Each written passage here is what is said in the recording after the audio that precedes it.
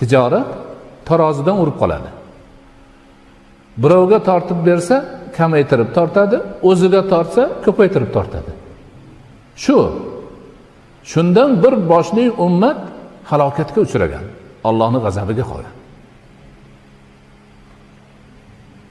Mana shu narsalar. Hozir ming afsuski, bozorlarimizda tarozidan urmaydigan tojirni topib olsangiz xursand bo'lib ketasiz.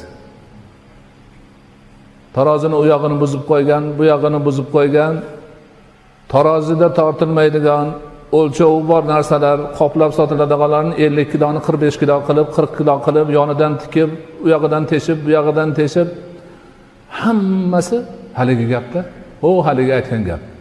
Top-toza ustiga iplosni qo'yib aralashtirib yeyish. Odamlarning ongi yetmaydi shunga. Odamlarni tafakkuri yetmaydi. O'qib o'rganmaydi. Faqat qo'liga tushgan pulni hisoblaydi xolos. Buni barakasi bormi, yo'qmi, halolmi, harommi, o'ziga foyda keltiryaptimi, zararmi, buni o'ylashmaydi. Hozir ayniqsa mana pishiqchilik payt eng yomon narsalardan bittasi Rasul akram alayhisolatu vassalom qattiq qaytargan, daladan bozorga narsa sotgani, meva-cheva, sabzavot, buni olib kelayotgan, boshqa savdo mollarini olib kelayotgan odamning yo'lini to'sib chiqib bo'lmaydi. Hozirgi bozorlarimizning eng katta mushkullari shu. Bir qancha odamlar shuni o'ziga kasb qilib olgan.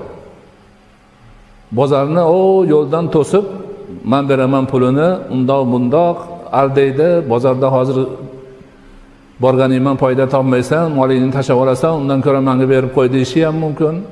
Ba'zilari qo'pollik qilib, hozir unaqa qilmasang, mashinangni balonini tashaman, palon qilaman, piston qilaman, shunaqa qilishyapti.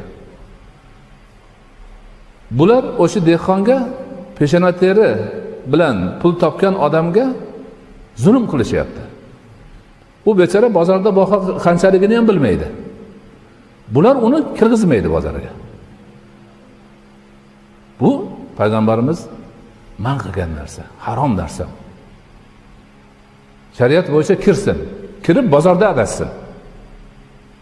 Bozorda adashsin, ko'pchilik foyda ko'rsin, bitta chayqovchi emas.